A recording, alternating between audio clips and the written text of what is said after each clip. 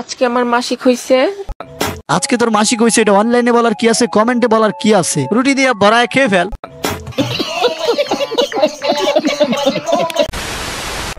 আজকে প্রথম রোজা, এই প্রথম রোজাটা আমি রাখতে পারতেছি না, আর এই কষ্টটা শুধু মেয়েরাই বুঝবে। জানি কোন অপরাধে দিলাই নির্লজ্জ জীবন, এই নির্লজ্জ জীবন লইয়া নিজের গোপনীয়তা রক্ষা করতে পারি না।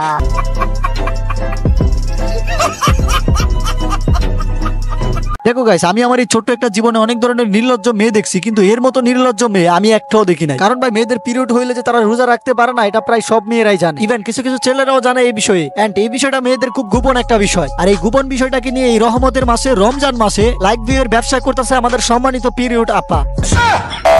কি রে, রোজা রাখছস? না, রাখি নাই। কেন রাখস নাই? সমস্যা আছে। কি সমস্যা? একটু পার্সোনাল সমস্যা। বল না আমাকে, একটু শুনি কি সমস্যা।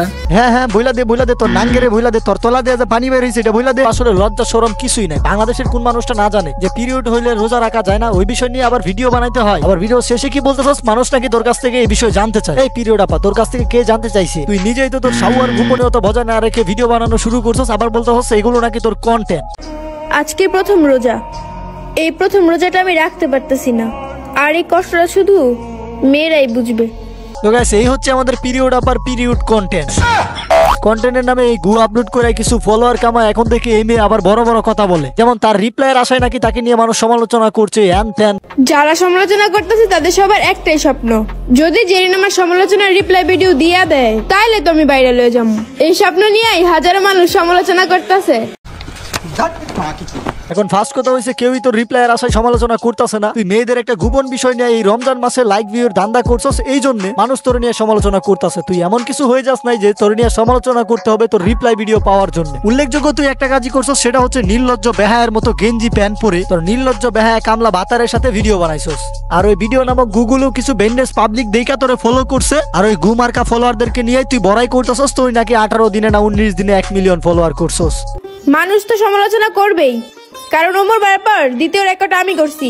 নতুন আইসা মাত্র 18 দিনে 1 মিলিয়ন ফলোয়ার্স করছি। তো কি হইছে, তুই বাংলাদেশের প্রেসিডেন্ট হয়ে গেছস নাকি? যেমনে বলতাছস আমি 18 দিনে 1 মিলিয়ন ফলোয়ার করছি, তো কি হইছে ভাই, কি হইছে? তোর 1 মিলিয়ন না 10 মিলিয়ন হইলেও তুই মানসম্মত কন্টেন্ট আপলোড করতে পারবি না এবং সম্মানও পাবি না। এখন যেমন তোরে বলতাছে তুই পিরিয়ড আপা, কয়দিন পরে যখন তোর ওইগুলো বড় হয়ে যাবে তখন দেখবি যে তোরে বলবে আমাদের গাবি আপা।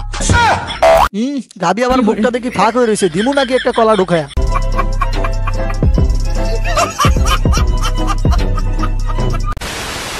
আমি আমার জীবনে প্রথমবার আমার 2 ভাইয়াকে ছাড়া চিয়ারি আর ইফতারি পালন করব, ভাবতেও খারাপ লাগতেছে। কষ্ট রে, কষ্টর চুদানে নিচ দিয়া পানি বেরিয়ে গেল রে।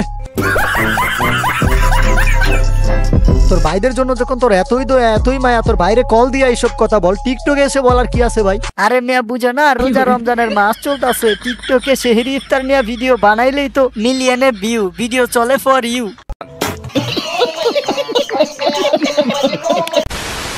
আল্লাহ, আপনি মেয়েদের বরকত হিসেবে পাঠাইছেন, কিন্তু আমরা মেয়ে হয়ে খুশি নাই। আল্লাহ, এমন এক দেশে বাস করি, এই দেশে 2 দিনে 17 জন মেয়ে ধর্ষণ হয়। নাউজুবিল্লাহ। মহান আল্লাহ তাআলা আপুটিকে বরকত হিসাবে পাঠিয়েছে অনলাইনে এসে টিকটক করার জন্য, তাও আবার গেঞ্জি ভরে টিকটক করার জন্য।